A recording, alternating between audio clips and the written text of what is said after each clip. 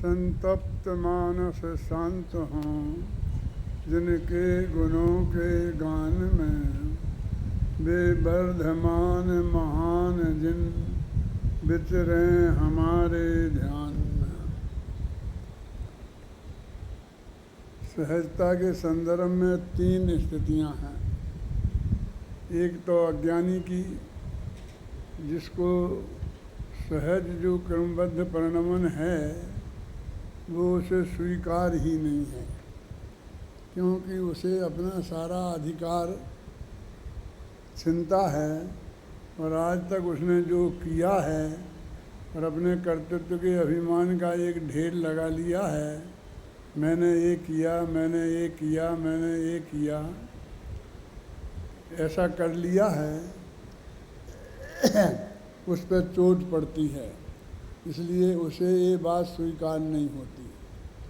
दूसरे सम्यक दृष्टि धर्मात्मा, जिसे ये बात 100% अच्छी तरह से स्वीकार है कि यही सच्चा धर्म है। और तीसरे वो कि जो इसके अनुसार अपने परिणमन को भी करते हैं। देखिए, स्वीकार तो कर लिया है सम्यक दृष्टि ने, लेकिन वो उसमें स्थिर नहीं रह पाता है। उसे कर्तृत्व के विकल्प आ जाते हैं, इसलिए वो अज्ञानी जैसा लगता है। क्योंकि अज्ञानी की श्रद्धा और ज्ञानी की श्रद्धा जो में अंतर है वो तो जगत को दिखाई नहीं देता और क्रिया दिखाई देती है। वैसे ही विकल्प ज्ञानी को आ रहे हैं और वैसे ही विकल्प अज्ञानी को आ रहे हैं, इसलिए वो उन्हें दोनों एक से दिखाई देते हैं। अब तीसरी स्थिति है जिसकी अपन चर्चा कर रहे हैं कि ना कुछ करो, ना कुछ बोलो, ना कुछ सोचो, एक सहज ज्ञान होने दो। जानो, पर जानने में भी कोई प्रयत्न मत करो, चेष्टा मत करो, जानने के लिए कोई प्रयास मत करो, क्योंकि प्रयास जो होंगे वो करने रूप होंगे ना, या बोलने रूप होंगे, या सोचने रूप होंगे। जब हम ये कहते कुछ भी मत करो तो वो समझता कोई हम बड़ी गजब बात कह रहे हैं, लेकिन हम यही तो कह रहे हैं जो पहले कही गई है कि कुछ करो मत, कुछ बोलो मत और कुछ सोचो मत। अब और क्या रह गया जो तुम चौथा करोगे? तो जो तीसरी अवस्था है उसमें पूरी ये पक्की श्रद्धा के साथ एकाध क्षण को, एकाध समय को, एक से एकाध बोलते हैं ना, तो एकाध माने एक नहीं होता है, एक से आदि लेकर 2, 3, 4, 5, 6, 7 असंख्य समय तक है। तो अपना बुंदेलखंडी शब्द एकाध एकाध, तो हमको लगता है जो एकाध माने एक हुआ। एकाध माने एक है आदि में जिसके ऐसे द्वितीयाधिक समय, क्योंकि एक समय को तो स्थिर ज्ञान होता ही है। जब जानेगा तो एक समय तो जाना ही है ना। तो एक आध में एक है ही नहीं, 2 से लेके अंतर मुहूर्त तक है। क्या समझना है परमात्मा? तो उन समयों में इसी बात में हम स्थिर हो जाएं माने ऐसा जाने और ऐसा ही जानते रहें और कुछ नहीं, और कुछ नहीं हो, करना, बोलना, सोचना कुछ नहीं हो। कि सोचें भी नहीं कि हाँ सोच लिया ना, तो तुमने निर्णय किया था पहले, वो सोच समझ के ही तो किया था। सम्मा दर्शन वैसा ही थोड़ी हो गया तुम्हें। अब हम कहते सोचो नहीं, तो वो कहता सोचने को मना करते हैं, लेकिन खूब सोच कर सोचने को मना करते हैं।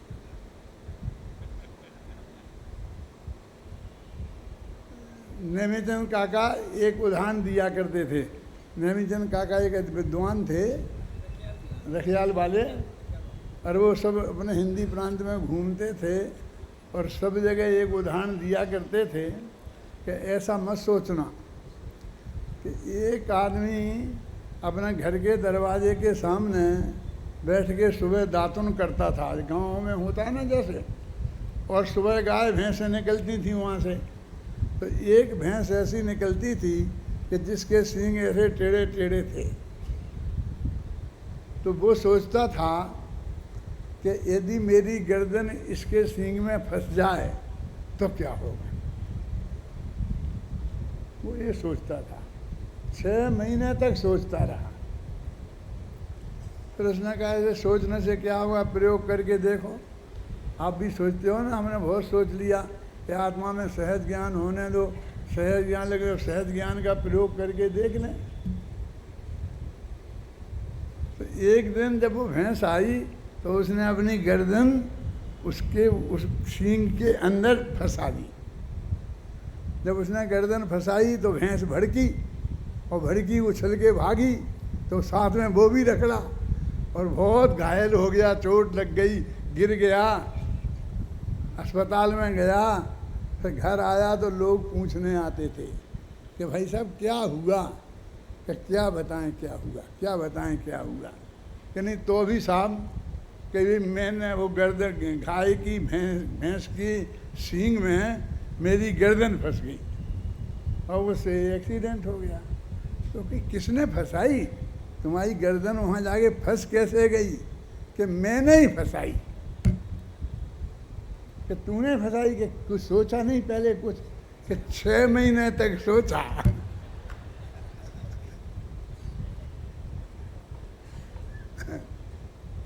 बिना सोचे भी फंसाई है, लेकिन मैंने कहा ये अनुभव तो करके देखें। मेरा मतलब ऐसा सोच के नहीं, सोच के सम्यक निर्णय करके। और उसके लिए पहले भी मैंने बताया था कि थयोपसम लब्धि विशुद्धि लब्धि पूर्वक देश न मिले गुरु से, शास्त्र से पढ़कर भी मिले, इससे भी देशना होती है। गुरु का ही मिलना जरूरी नहीं है, क्योंकि बहुत काल ऐसा होता है जहाँ गुरु का समागम सहज भाव से हमको उपलब्ध नहीं होता। तो हम उनकी वाणी से भी काम निकालते हैं ना। तो ये हमें अपने गुरु की वाणी के कैसेट से हम अपना काम निकालते हैं। तो सर्वज्ञ की वाणी तो अपनी गुरु की वाणी से ज़्यादा महत्वपूर्ण है ना, क्योंकि गुरु की वाणी तो सर्वज्ञ की वाणी के अनुसार ही हुआ है। तो बिल्कुल सम्यक निर्णय करें कि मैं कौन हूँ। ये सब पहले विकल्पात्मक ज्ञान में सम्यक निर्णय हो जाए, ख्याल में आए ना, फिर प्रयोग की बात है। अब वो प्रयोग भी एकदम सहज सरल है। मैंने प्रयोग माने जिसमें कुछ नहीं करना, ऐसा प्रयोग। अब प्रयोग कहते हैं तो फिर समझता है कुछ ना कुछ करना होगा, है? कुछ ना कुछ करना होगा। मेरे से एक भाई आए कि साहब मैंने बहुत कोशिश करी लेकिन वो होता नहीं है। कि क्या नहीं होता है? कि मेरी जांघें बहुत मोटी हैं, तो जो पद्मासन लगाना चाहिए जैसा आप लोग लगा लेते हो, ऐसे मेरे से लगता ही नहीं है। अब कहते हैं कि आत्मा का ध्यान करना हो तो पद्मासन लगाना चाहिए। खड्गासन अपने लिए नहीं है, वो तो चरम शरीरियों के लिए है, वज्र विषम नाराज सनन वालों के लिए है। क्योंकि यदि वे खड़े रहेंगे और आंखें बंद कर लेंगे और बिल्कुल भी नहीं सोचेंगे तो भी वज्र जैसे खड़े रहेंगे, जैसे बाहुबली खड़े रहे। हमारी आपकी तो ये हालत है कि हम खड़े रहे और आंखें हमने बंद कर ली और सोचना बंद कर दिया तो उसी वक्त बुरी तरह गिरेंगे कछाड़ खा के। खड़े रह नहीं सकते हम, ख्याल में है ना। इसलिए डॉक्टर कहते हैं खड़े रह के आंखें बंद नहीं करना। तो अपने लिए तो एक पर में गड़बड़ मत करो, जान दो, खराब होने दो, जाने दो खराब। लेकिन मैं गड़बड़ हो जाऊंगा तो तुम्हारी सब खराब हो जाएगी।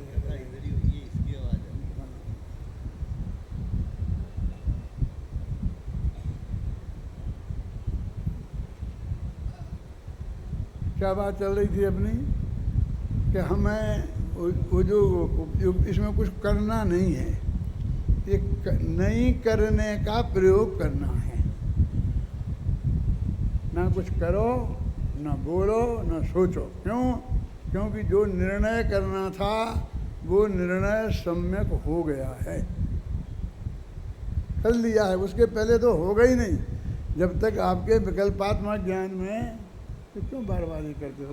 ठीक है, जैसा रहने दो। विकल्पात्मक ज्ञान में जो एक बार निर्णय हो गया है, उस निर्णय को बिल्कुल वो पक्का और सही होना चाहिए। मैं इसके लिए ऐसा उदाहरण देता हूँ कि आपको संवेद शिखर जाने की भावना हुई, तो अभी आप कभी गए नहीं थे, पहली दफ़े जाना था, तो बहुत उत्सुकता थी कि संवेद शिखर कैसा होगा। तो उस संबंधी कोई लिटरेचर मिले, साहित्य मिले, कोई किताब मिले जिसमें वो वर्णन दिया हो, नक्शा दिए हों, तो हम उसे देखते हैं, उसे पढ़ते हैं। और कोई अभी अभी यात्रा करके आया हो तो उससे पूछते हैं कि भैया क्या है संवेद शिखर में, कैसा है, क्या है, सब बात दो, उसके अनुभव बता दूँ हैं। और अपने विवेक से अनुमान करते हैं, उनकी बातें सुनकर, शास्त्र पर में किताब पढ़कर। फिर हम यात्रा करने गए और हम जब वहाँ पहुँचे तो हमने जो भी अपने दिमाग में नक्शा बनाया था वो हर दफ़े हमारा जो देखें तो ऐसा ही आना चाहिए कि हाँ ऐसा ही मैंने समझा था, ऐसा ही मैंने समझा था, तो समझ लेना तुमने सही समझा था।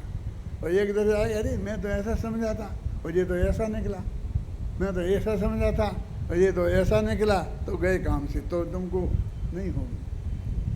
अनुभव के पहले जो आत्मा का तुम निर्णय करो वो ऐसा होना चाहिए कि अनुभव में जाने के बाद तुम्हें लगे कि हाँ मैंने ऐसा ही निर्णय किया था, एक दफ़ा भी ऐसा नहीं था, ऐसा नहीं। और मैं ये बोलता हूँ कैसे बहुत बड़ा गलत निर्णय होता है। टोडरमल स्मारक बन के तैयार हो गया था और पूज्य गुरुदेव श्री जी ने आकर उसका उद्घाटन किया। मुझे भी बुलाया गया था उसमें, लेकिन मेरे MA की परीक्षा के पेपर थे तो उसमें मैं आ नहीं पाया। तो लेकिन टोडरमल स्मारक के बारे में उत्सुकता तो बहुत जग गई कि क्या होगा, कैसे होगा, ये होगा। फूलचंद जी सिद्धांत शास्त्री ने खानिया तत्व चर्चा की थी ना, वो टोडरमल स्मारक भवन से छपी थी और वो मुझे उपलब्ध हो गई थी। तो उसकी भूमिका में उस टोडरमल स्मारक भवन का वर्णन किया था कि कैसा है, कैसी बिल्डिंग बनी, एक हॉल है, इतने कमरे हैं, इतना मंदिर है, ये आगे है, ये पीछे है, सब जैसे वर्णन कोई करता है ना, ऐसा वर्णन किया था। और उस वर्णन को पढ़कर मेरे दिमाग में जो नक्शा बना था टोडरमल स्मारक भवन का, तो जब मैं टोडरमल स्मारक भवन में आया तो देखा वहाँ ऐसा कुछ नहीं है। अब आप समझ लो, एक भी चीज़ जैसे मेरे दिमाग में नक्शा बना था हाजिर जी, वो एक भी चीज़ नहीं मिली। जैसे मैं बताऊँ आपको, कभी बीच में हॉल है इतना बड़ा लंबा चौड़ा और चारों तरफ 32 कमरे हैं और ऐसा ऐसा सब लिखा था, तो मैं समझा कि बीच में ऐसी गली छोड़ देते हैं अपन और फिर चारों तरफ किनारे पे कमरे बनाते हैं हर जगह, तो ऐसा होगा, ऐसे कमरे बने होंगे। लेकिन वहाँ तो देखा हॉल से जुड़े ही कमरे पीट किए हुए बने थे। आप लोगों ने देखे कि नहीं देखे? तो एकदम अलग रूप हो गया ना। मैंने जो स्वरूप समझा था वो नहीं निकला। तो ऐसा ही यदि तुमने आत्मा के बारे में जो निर्णय किया और अंदर जाकर के वो वैसा नहीं निकला, तो आत्मा का अनुभव होने वाला नहीं। यानी कहने का मतलब वो निर्णय इतना सच्चा और इतना पक्का होना चाहिए, एक्यूरेट। ऐसा नहीं चलेगा चाहे जैसा, ऐसा भी नहीं चलेगा कि यार कहाँ माथापच्ची करते हो, हम तो अपने अंदर में जाएंगे ना जब आत्मा में, तब देख लेंगे कि आत्मा कैसा है। उनको भी आत्मा का भव होने वाला नहीं है। ऐसे लोग कहेंगे अरे काय को माथापच्ची करते हो, तुम जाने ही वाले हो ना शिखर जी, फिर वहीं देख लेना। तो असली रुचि जिसको होती है उसको वो 4 दिन की चैन नहीं पड़ती है, उसे तो 4 दिन पहले समझना है कैसा है। उसे तो इतनी अंदर से तड़प जग गई है कि वो तो पूरी बात समझने की कोशिश करेगा। तो ये जो मैं आप ध्यान की बात कर रहे हैं, वो पहले तुम्हारे ज्ञान में आत्मा का सम्यक स्वरूप ख्याल में आना चाहिए। परम शुद्ध निश्चय नय का विषय, परम भावग्राही शुद्ध द्रव्यार्थिक नय का विषय, भूत जो भगवान आत्मा है, जो दृष्टि का विषय है, जो ध्यान का ध्येय है, वो आत्मा तुम्हारे ख्याल में पूरी तरह आना चाहिए और आ सकता है। शास्त्र पढ़ के भी आ सकता है और गुरु के समझाने पर भी आ सकता है, और दोनों मिल जाएं तो इससे बढ़िया बात क्या है।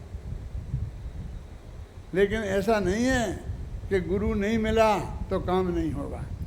आखिर गुरु ने शास्त्र से ही तो जाना है, ये तो सर्वज्ञ की वाणी है। लेकिन सही दिशा सही बात होना चाहिए। अब तुम शास्त्र पढ़ते रहो, एक था राजा एक था रानी, दोनों मर गए, खत्म कहानी, कुछ हाथ लगने वाला नहीं है। वो जो परम शुद्ध निश्चय का नए का विषय है, अब ये नए की कोई बात ही नहीं सुनना चाहता। अब हमारे दो विद्वान लग रहे हैं, एक अभय जी लग रहे हैं नए पे, एक सुमत जी भी लग रहे हैं ना।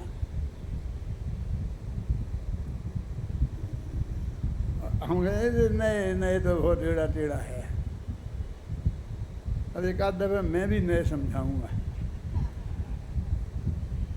ऐसी मुझे आवश्यकता महसूस होती है कि नए का स्वरूप वास्तविक क्या है, और उन नयों में से उस नए से कौन सा परम शुद्ध निश्चय नए, ये कौन की अपेक्षा, निश्चय व्यवहार की अपेक्षा, और द्रव्यार्थिक पर्यार्थिक नए की अपेक्षा परम भाव ग्राही शुद्ध द्रव्यार्थिक नए। नाम भी नहीं सुने होंगे। नए दो प्रकार के होते हैं, एक निश्चय व्यवहार वाले और एक द्रव्यार्थिक पर्यार्थिक वाले। द्रव्यार्थिक पर्यार्थिक वाले नए आगम के नए हैं, और निश्चय व्यवहार अध्यात्म के नए हैं। क्यों कि निश्चय व्यवहार जब बताएंगे तो उसमें एक पार्टी आत्मा अवश्य होना चाहिए।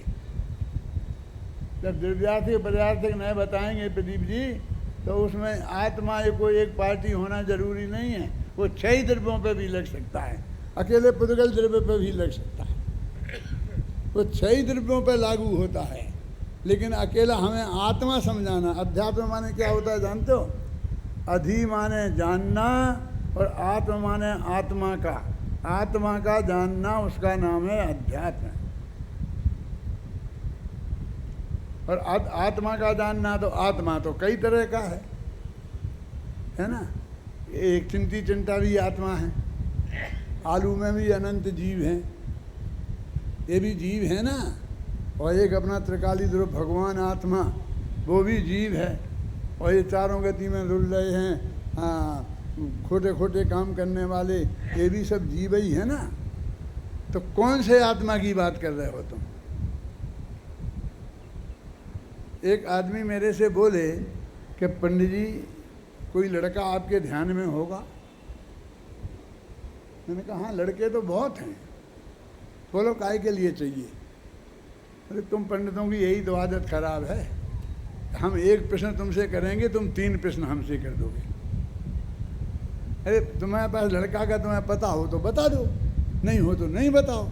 लेकिन हमसे पूछोगे कौन सा लड़का चाहिए, किस काम के लिए, क्यों चाहिए, काय के लिए चाहिए, क्या तनख्वाह दोगे, और हमसे 50 प्रश्न पूछोगे और फिर बात करोगे। मैंने कहा भाई साहब आप नहीं बताएंगे तो हम आपको लड़का नहीं बता सकते। कि क्यों? अरे लड़का तो कई तरह के होते हैं। तुम्हें घर में चौका बर्तन करने के लिए चाहिए हो तो अलग प्रकार का लड़का होगा। तुम्हें अपने बेटी के लिए जमाई खोजना हो तो अलग प्रकार का लड़का होगा।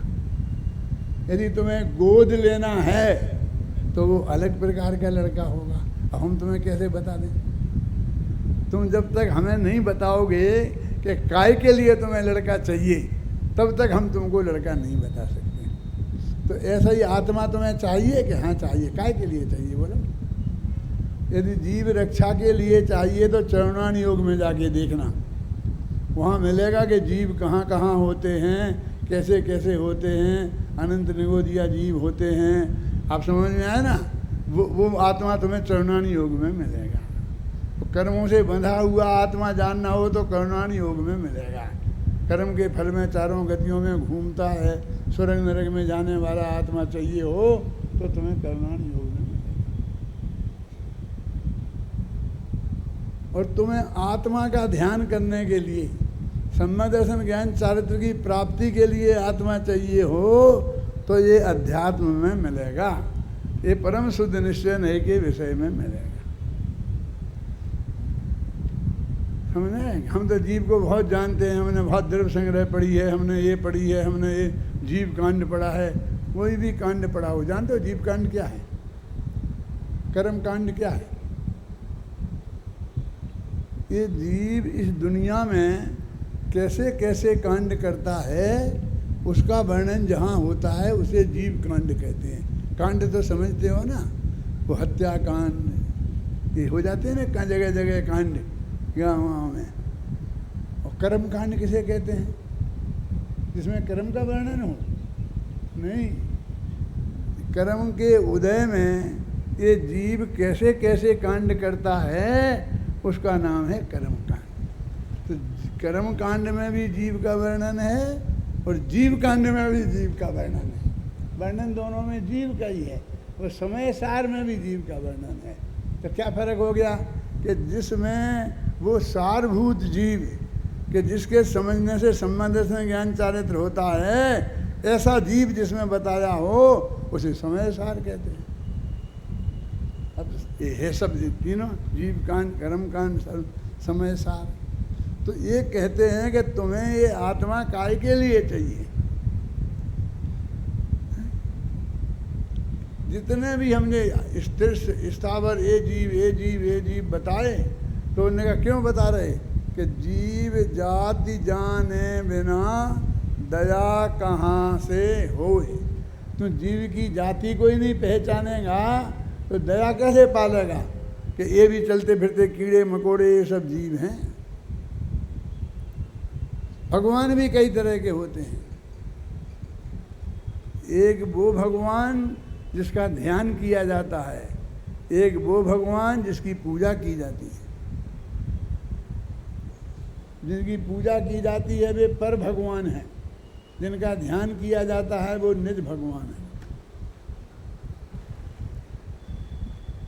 मैं तो ऐसा बोलता हूँ कि भगवान दो प्रकार के हैं। एक तो वे भगवान जिनकी मूर्तियाँ मंदिर में विराजमान हैं, भगवान नहीं, घबराना नहीं, जिनकी मूर्तियाँ मंदिर में विराजमान हैं। इसका मैं बहुत बड़ा दंड भोग चुका हूँ अपनी 6 वर्ष की उम्र में। सच्ची घटना है। मैं अपने गांव के मंदिर में जाता था, वहाँ भगवान के दर्शन करके आता था, और एक दिन ऐसी कोई बातचीत चल रही थी तो लोगों ने कहा कि मंदिर में भगवान हैं।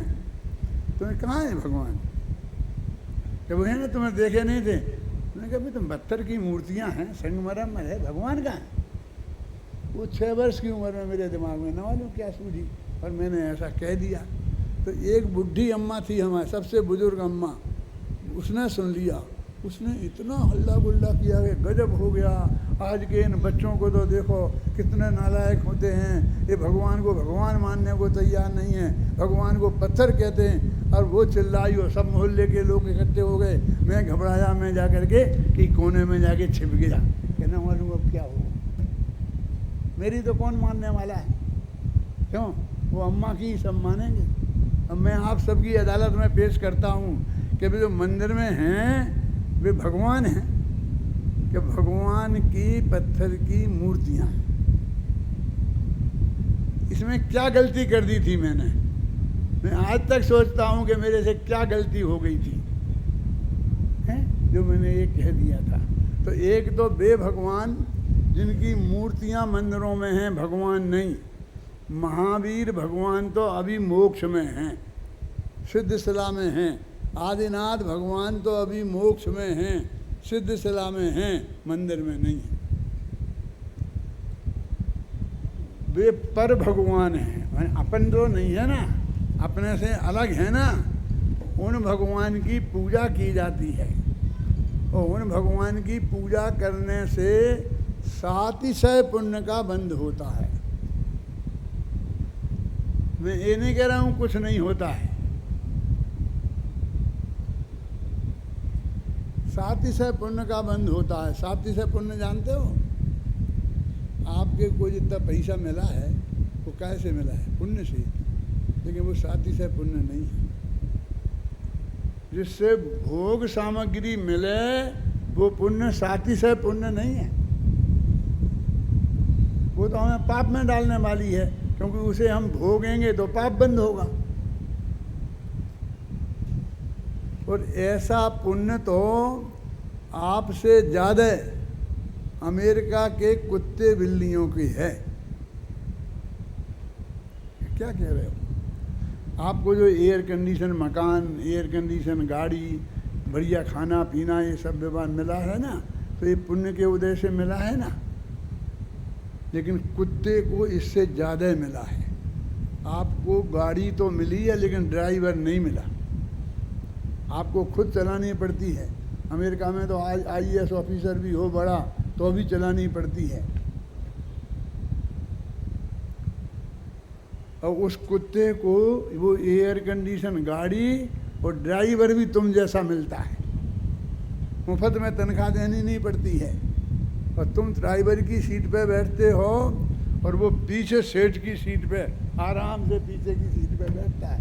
सेठ लोग आगे नहीं बैठते हैं, वे पीछे की सीट पे ही बैठते हैं। मिनिस्टर, राष्ट्रपति, प्रधानमंत्री कभी आगे की सीट पे नहीं बैठेंगे ड्राइवर के बगल में, वो पीछे ही बैठते हैं ना। कुत्ता वहाँ बैठता।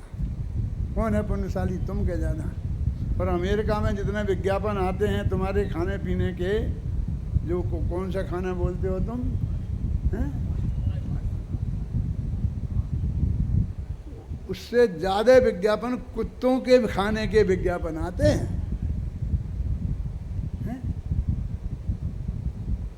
ज़्यादा पुण्य उनके हैं। तो 700 पुण्य कौन है? कि जिसके उदय में तुम्हें एक तत्व ज्ञान सुनने को मिल रहा है। तुम इस शिविर में आए हो तो बिना मुफ्त में नहीं आए हो। तुम्हारे पास जो 700 पुण्य था उसके उदय में तुम यहाँ आए हो। और वो कैसे बंधा था? तुमने स्वाध्याय किया था, जिन्होंने भगवान की पूजा भक्ति की थी, उससे ये 700 पुण्य बंधा था। जो हमें आगे ऐसे संयोग मिला है कि जिन संयोगों से हमें आत्मा का कल्याण हो सके। ख्याल में है ना? तो भगवान जिनेंद्र भगवान की पूजा जो मंदिर में विराजमान है ना, उनकी पूजा करने से वो 700 पुण्य बंधता है। ठीक है। लेकिन कर्म बंधते हैं, कर्म कटते नहीं। क्या? पुण्य से, शुभ भावों से पुण्य बंधता है, कर्म कटते नहीं। और ये जो तत्व ज्ञान का अभ्यास है, अपने में अपनापन, अपने आत्मा में लीन होना, ये सब वो चीज़ है कि इससे कर्म कटते हैं। जिससे कर्म कटें उसे धर्म कहते हैं। जिससे कर्म बंधें उसे कर्म कहते हैं। अब वो कर्म की जाति के हैं और हमने उसे धर्म में शामिल कर लिया। हमने उसे धर्म समझ लिया। हम कर्म समझ के करते हैं उसे कि धर्म समझ के करते हैं? बोलो। ये जो बात चल रही है इतने दिनों से अपने वो सहज भाव की, वो धर्म है। उससे कर्म करते हैं, उससे संबंध निर्जरा होता है। और उसकी महिमा का तुम्हें अंदाज़ा नहीं है। जिनवाणी में 11 स्थान बताए हैं। सम्यक दृष्टि, श्रावक, वृतानंद, बेयोजक, ये तत्वार सूत्र में सूत्र है। और गोमठ सार में ऐसी 2 गाथाएं हैं। इनका अर्थ होता है कि सम्यक दृष्टि के श्रावक से अनंतानुबंधी का विजन करने वाले के, फिर 6वें गुणस्थान वाले के, ऐसे ऐसे असंख्यात गुणी निर्जरा होती है प्रति समय। अब निर्जरा होती है तो संवर पूर्वक होती है। तो मैंने कर्म बंधते नहीं हैं और कर्म झड़ते हैं। इनके ये कर्म बांधने का धर्म नहीं है, ये कर्म काटने का धर्म है। तो एक सम्य दृष्टि जीव है। राजा सैनिक के बारे में अपन थोड़ा सोचें, कौन सा जो पहले नरक में है तो उसे कितनी तकलीफ होगी पहले नरक में? उतनी ही होगी ना कि जितनी दूसरे नारकियों को हो। गर्मी होगी तो जितनी गर्मी होगी वो सबको लगती होगी, उतनी उन्हें लगती होगी। सर्दी होगी और लड़ाई मड़ाई के दुख, खाना पीना जो भी समझ लो दुख हैं वहाँ नरक में, वो सब उनको भी हैं। वो 6 महीना पहले जब 6 महीना रह जाएंगे ना निकलने के, तीर्थंकर प्रकृति बनेंगे ना, तो वहाँ कहते देवता लोग जाके कुछ थोड़ा इंतजाम करेंगे कि उन्हें तकलीफ ज़रा कम हो।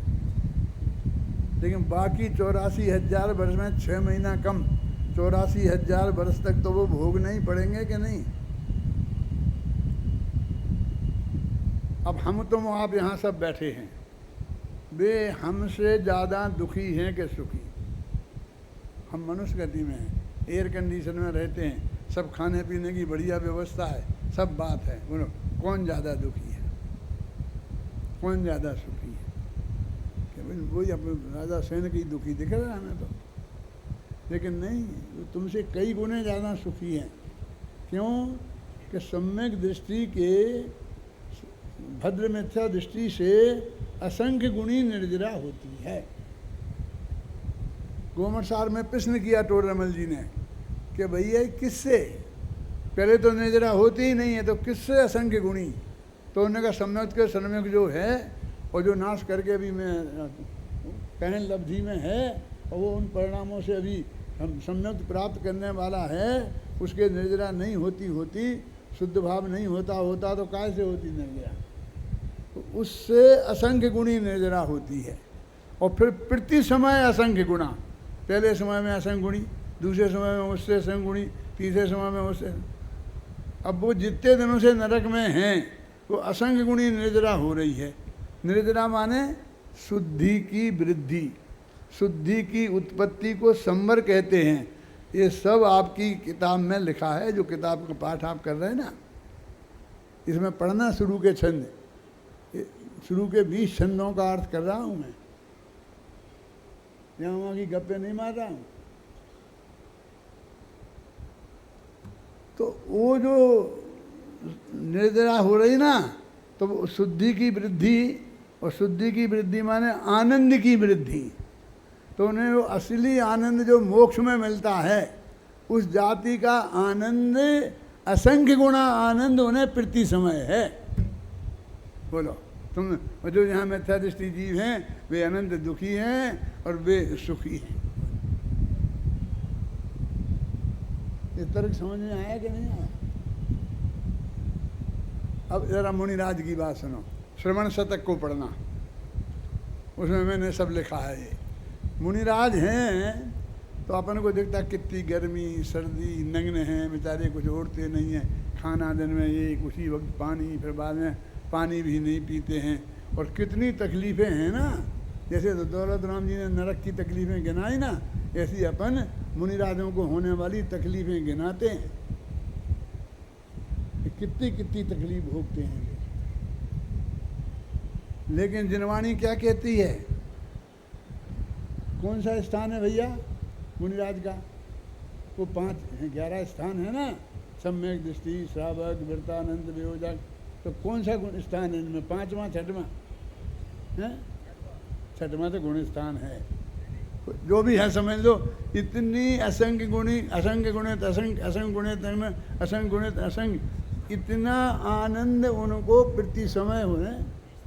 तीसरा है ना, तो आप समझ लो इतना आनंद उन्हें प्रति समय हो रहा मुनिराज को, वो आपको नहीं दिखता।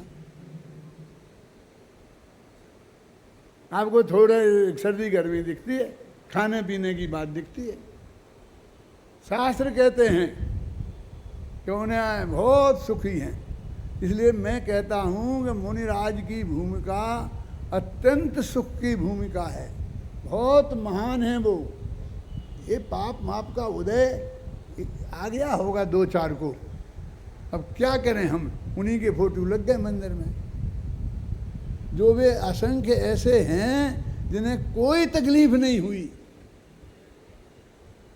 मुनि दशा में जंगल में रहे और अनंत अतीन्द्रिय आनंद भोगते रहे, ऐसे ही मोक्ष चले गया सहजता से। लेकिन हमें तो वे ही आते हैं जिनको आकाश में ले गया शत्रु और उन्हें उठा के ऐसे गेंद जैसा फेंक दिया, तो गगन सिद्धेभ्यो थल सिद्धेभ्यो फलान, वे ही आते हैं ध्यान में। उन्हीं का वर्णन किया हुआ है, हम क्या करें।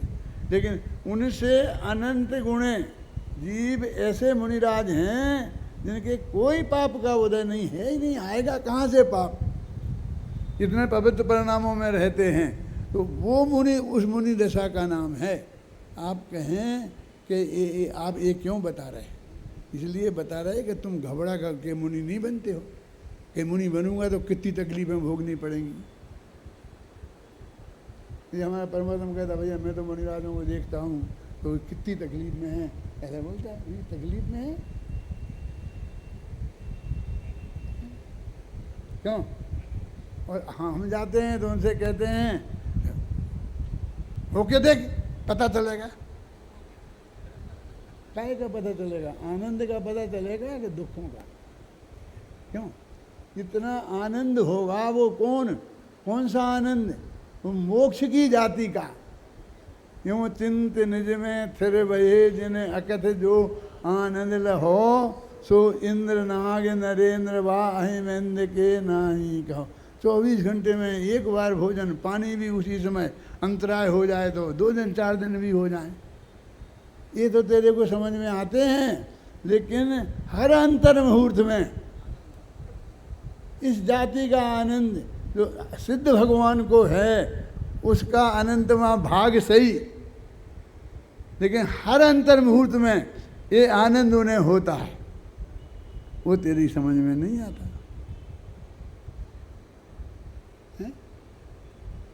इसलिए मैं कहता मैं तो अनंत सुखी है। मुनिराज तो चलते फिरते सिद्धों से गुरु चरणों में शीश झुकाते हैं। ये मैंने सन 57 में लिखा था। सन 57 समझते हो? 57 1957 समझे ना? तब मैंने पूजन लिखी थी, तो उसमें मुनिराजों का वर्णन लिखा था। उसमें लिखा था चलते फिरते सिद्धों से गुरु चरणों में शीश झुकाते हैं, हम चलें आपके कदमों पर नित यही भावना भाते हैं। वे चलते फिरते सिद्ध हैं। हम मुनिराजों को नहीं मानते, हम मुनिराजों के भगत नहीं हैं। तुम श्रवण शतक का एक एक छंद पढ़ो तो उसमें कितनी अनंत भक्ति उनके प्रति प्रकट की गई है, कितनी श्रद्धा उनके प्रति प्रकट की गई है। लिखा है भव का अंत आ गया है जिनका। देखो शुरू में ही देखो तीसरा छंद पढ़ो भाई जी, श्रवण शतक का। महावीर पथ के पथिक जिनके भव का अंत, श्रमण संस्कृति में रंगे नग्न दिगंबर संत। अपने में अपनत्व है अपने में स्वाधीन, सहज सरल पथ के पथिक अपने में ही लीन। जिनकी जीवन धार में श्रम का ना हो लेस, नख से सिक तक श्रमण के नग्न दिगंबर बेश।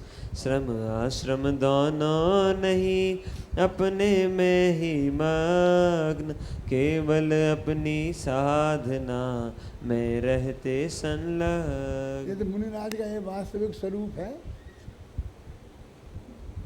श्रमण श्रम ना, जिनके जीवन में श्रम नहीं है वे श्रमण हैं। श्रम ना श्रमण हैं। क्यों? अभी कहते हैं नहीं साहब वो तो बहुत, अभी कुछ दिन पहले जिसमें आचार्य तुलसी भी थे, अपने भी बड़े बड़े मुनिराज थे और थे, उन्होंने श्रमण की कहा हम लोग श्रमण हैं। श्रमण संस्कृतियाँ 2, वैष्णव संस्कृति और श्रमण संस्कृति। तो उसमें श्रवण संस्कृति में जैन, बौद्ध और चारवाक आते हैं। चारवाक अपने ही साथ हैं। हाँ, श्रमण संस्कृति में। हाँ, और बाकी ये भी 6 दर्शन है ना, वे उनमें हैं। तो वो उनने कई बहुत श्रम करते हैं, ये श्रम करते हैं। अरे कहाँ है मुनिराजों के जीवन में श्रम? उनके जीवन में तो कितना आनंद है, मैंने अभी बताया ना, असंग गुणा असंग गुणा असंग गुणा असंग गुणा। और श्रम काय में करते हैं? ऐसा पैदल चलते हैं ना, तो उसमें श्रम होता है। अरे पैदल चलने में ये आज्ञा है कि धीरे धीरे 4 हाथ जमीन देख के चलो, और जब तक थक नहीं जाओ तब तक ही चलो। थको तो 1 कदम नहीं चलो। तो थकना तो श्रम का फल है। उन्हें कहाँ जाना है? कहाँ जाने की जल्दी है? क्यों जल्दी जल्दी 25-25, 40-40 किलोमीटर क्यों दौड़ें? जहाँ जाना है वहाँ कहाँ जाना? वहाँ ससुराल है उनकी क्या कि जो उन्हें समय पर पहुँचना है? वो तो जहाँ पहुँच गए, जहाँ थक गए वहीं रुक गए।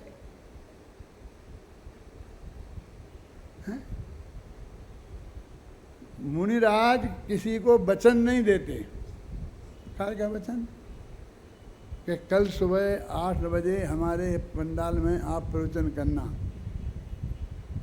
विद्यासागर जी से पूछोगे तो वे कहेंगे देखो क्या होता है।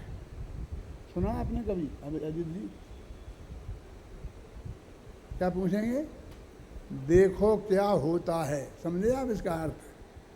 शास्त्र में लिखा कि मुनिराजों को ऐसा बोलना चाहिए। भाषाएं 10 प्रकार की होती हैं, आमंत्रणी, फलानी फलानी, समझे ना? तो ऐसी भाषा में ऐसा ही जवाब दिया जाता है कि देखें क्या होता है। माने केवली भगवान ने यदि हमारा तुम्हारे यहाँ आना देखा होगा तो हम आ जाएंगे, और हम उस वक्त देख पाएंगे कि क्या हुआ। अभी से हमारे ध्यान में नहीं आता, क्योंकि हम अभी से तुमको हाँ कहते हैं तो अभी से बन गए, समझ गए? हम उस बंधन में हो गए। तो हमारे अभी अपन को होता है ना कि सुबह 9 बजे पहुंचना, 9 बजे पहुंचना, तो सुबह 6 बजे से नींद हराम हो जाती। जल्दी करो जल्दी करो, ऐसा नहीं किया, ये नहीं किया, ये नहीं हुआ, वो नहीं हुआ, क्यों? गाड़ी नहीं आई, ड्राइवर नहीं आया, कितना चक्कर है। वे किसी को वचन ही नहीं देते। पुराने ज़माने की तुमने वे कहानियाँ पढ़ी होंगी, तो उनमें ये लिखा है कि हमारी माताएं बहनें मुनिराज के दर्शन करने गईं। कहीं ये लिखा हो तो एक जगह लाके मुझे बताना कि प्रवचन सुनने गई। क्यों? प्रवचन की गारंटी ही नहीं है कि वे प्रवचन करेंगे। उनका कार्यक्रम घोषित होता ही नहीं है। जाएंगे और उन्हें कोई विकल्प आ जाएगा तो बोलना होगा तो बोल देंगे, नहीं बोलना होगा तो नहीं बोलेंगे। लेकिन दर्शन की तो गारंटी है, क्योंकि वो उनके हाथ में नहीं है, वो तो हमारे हाथ में है। जब विराजे होंगे तो दर्शन तो हम कर ही लेंगे। तो वो दर्शन करने गई है लिखा होगा। अब ध्यान से पढ़ना आप। वो कहानियों में क्या दम है। एक स्टाइल में हजारों कहानियाँ लिखी हैं। मैं बता दूं वो स्टाइल। जम्मू दीप दीपन में सार, भरत क्षेत्र में सुखकार, यहाँ से शुरू होगी। फिर एक कौशल नाम का देश था, उसमें ये था ये था, एक सेठ था, ये सेठा नहीं। एक दे बस बेपोला चल तीर, समूह शरण आयो महावीर। फिर आएगा, फिर राजा साहब गए तो उनके दर्शन करने गए। फिर आएगा, फिर राजा सैनिक से उनने पूछी, राजा सैनिक ने पूछी महावीर से कि भगवान आज तो मुझे धन्य कुमार का चरित्र सुनना है। और महाराज ने कहना शुरू कर दिया। हर कहानी यहाँ से शुरू होगी। सबकी एक स्टाइल बंदी बनाई है। सैकड़ों कहानियाँ की सुना रहा हूँ मैं। जैसे बम्बई वाली कहानियाँ होती हैं ये सिनेमा की, जितनी भी कहानियाँ, जितने भी फिल्में आज तक बनी हैं और भविष्य में बनेंगी, उनकी कहानी में अभी यहाँ 1 मिनट में सुना सकता हूँ। सुनना है? एक था लड़की, एक था लड़का। क्यों? एक थी लड़की, दो थी लड़के, दो थी लड़की, एक था लड़का, और धमाधम धमाधम धमाधम, और अंत में एक लड़का मर गया, लड़की मर गई, एक के साथ शादी हो गई और काम खत्म। बस इतनी सी कहानी होती है, और क्या होती है बोला है? ऐसी वो कहानियां हैं। एक दफे जब मैं शोध कर रहा था पंडित टोडरमल पे, पीएचडी के लिए इंदौर विश्वविद्यालय से शोध कर रहा था। ये बहुत पुरानी बात है, करीब 50 साल पुरानी बात होगी। तो मैं उदयपुर में गया था, तो जहाँ जाता था वहाँ के मंदिरों की छानबीन करता था। तो वहाँ के मंदिर में मुझे एक किताब मिली, छपी छपाई थी लेकिन बिल्कुल सड़ी गली थी, बहुत पुरानी छपी जैसी छपाई, वो किताब मुझे मिली। उस किताब का नाम था मिथ्यात्व खंडन। क्या नाम था? मिथ्यात्व खंडन नाम की थी, और उसमें लिखा था वही एक समय विपला चलती, समूह शरण आयो महावीर। फिर ऐसा पूछा। फिर राजा शरणिक ने पूछा कि जयपुर में पंचम काल में गृहीत मिथ्यात्व का प्रचार, तेरा पंथ नाम के मिथ्यात्व का प्रचार कौन करेगा? तो भगवान महावीर ने सुनाया कि एक पंडित टोडरमल होगा, वो करेगा। ऐसा लिखा था उसमें। उसी स्टाइल में लिखी हुई थी। भगवान महावीर से राजा शरणिक ने पूछा और महावीर ने बताया, और तत्वासूद अपना ऐसे ही छपा देते हैं।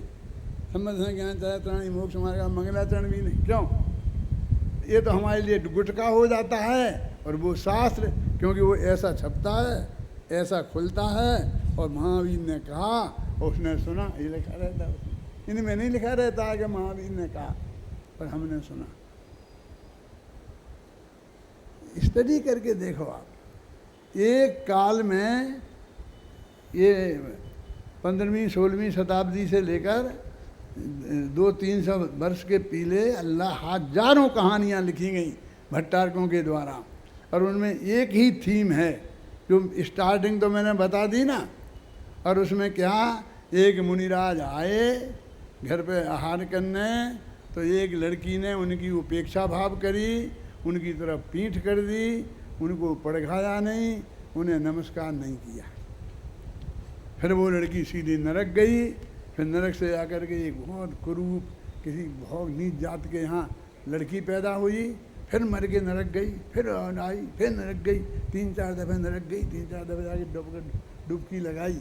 फिर एक दफ़े एक मुनिराज मिल गए और उनसे पूछा, महाराज मैं इतनी दुखी क्यों है? कि तूने महाराज की उपेक्षा की थी इसलिए इतनी दुखी है, अब तू ऐसा उनको माना कर तो नहीं होगी। उसने मानना शुरू कर दिया तो फिर सुरग गई, फिर मनुष्य गई, फिर सुरग गई, 2-3 दफ़े मनुष्य तो सुरग गई और फिर मोक्ष चली गई। एक स्टाइल की हजारों कहानियाँ मिलेंगी, पढ़ के देख लेना। एक शास्त्र की गद्दी पे से पंडित हुकुमचंद बोल रहा है, सारी दुनिया सुन रही है, टीवी पे जाएगा, ये सब सुनेंगी। ये चैलेंज के साथ मैं बोलता हूँ कि ऐसी कहानियाँ हजारों हैं कि नहीं हैं। एक काल में लिखी गई सिर्फ क्योंकि वे महाभ्रष्ट हो गए थे। मुनिराज कहलाते थे, जैसे नाचारी फलानाचारी कहलाते थे, और पूरा भट्टारक थे, पूरा मठ था, खेत थे, किसानी थे, खेतियाँ होती थी, गाय बैल थे, ये सब था, और सबका पालन पोषण करते थे। और उनको यदि तुमने नहीं माना तो तुम नरक जाओगे, और माना तो स्वर्ग जाओगे, तो मुक्त चले जाओगे। नहीं, इसके बिना वो नहीं हो सकता था। और तो आपको बता दूं, सिर्फ वो महिलाओं को ही भेजते थे नरक स्वर्ग, पुरुषों को नहीं, क्योंकि वे जानते थे कि हमारा खाना न महिलाओं के ही हाथ में है, और ये ही इतनी कमज़ोर हैं कि ये चक्कर में आएंगी। ये आदमी तो मुश्किल से चक्कर में आता है, सब वो ही मिलेगी,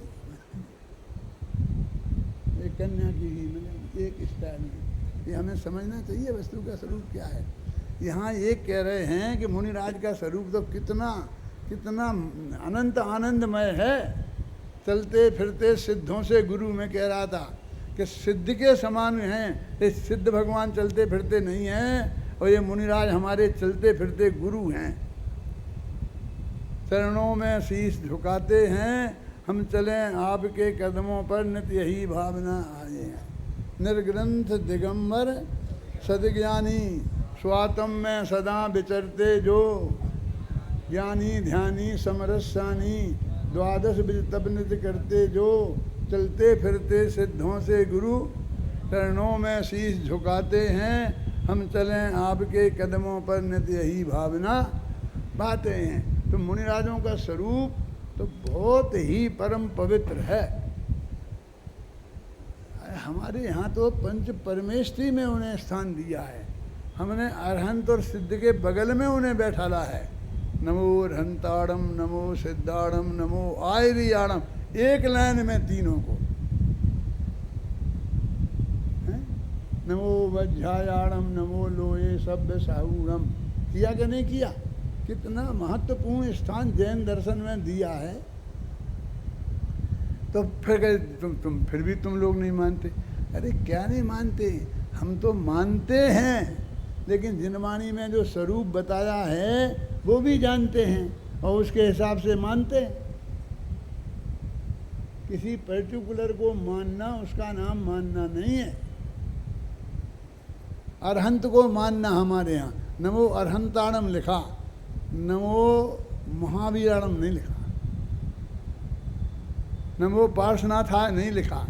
हमारा सबसे बड़े मंत्र में हमारे सबसे बड़े आचार्य ने जो सबसे पहली किताब लिखी, सबसे पहली किताब लिखी, सबसे पहली कलम चलाई, तो उससे क्या लिखा?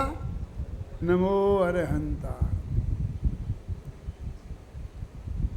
अरहंत पद को नमस्कार किया, किसी व्यक्ति को नहीं। नमो सिद्धाणम, सिद्धों को नमस्कार किया, किसी व्यक्ति को नमो।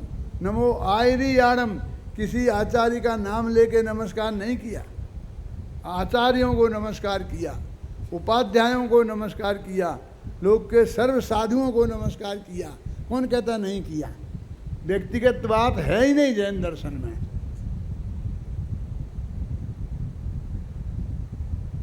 जैन दर्शन में पदों की प्रतिष्ठा है, व्यक्तिगत प्रतिष्ठा नहीं है, क्योंकि व्यक्ति में तो कोई भी गुण भी हो सकते हैं, दोष भी हो सकते हैं। तो उनका स्वरूप क्या है?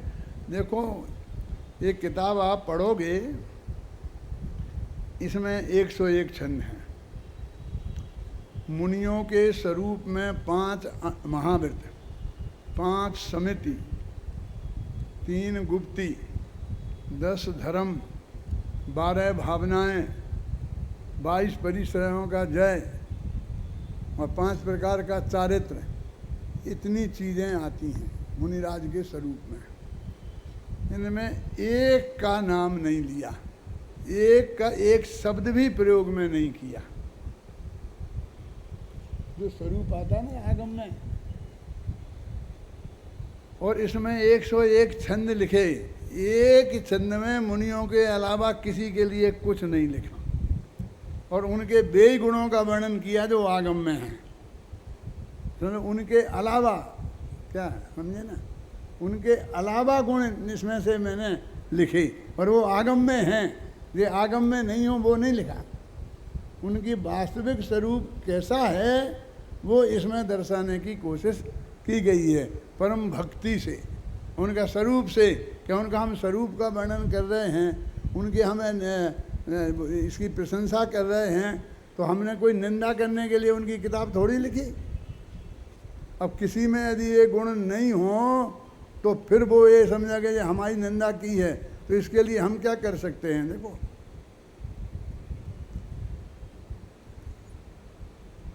श्रमण जनों का समझिए यह उत्कृष्ट स्वरूप, अनुवृत्तियों में भी रहें इनका मध्यम रूप।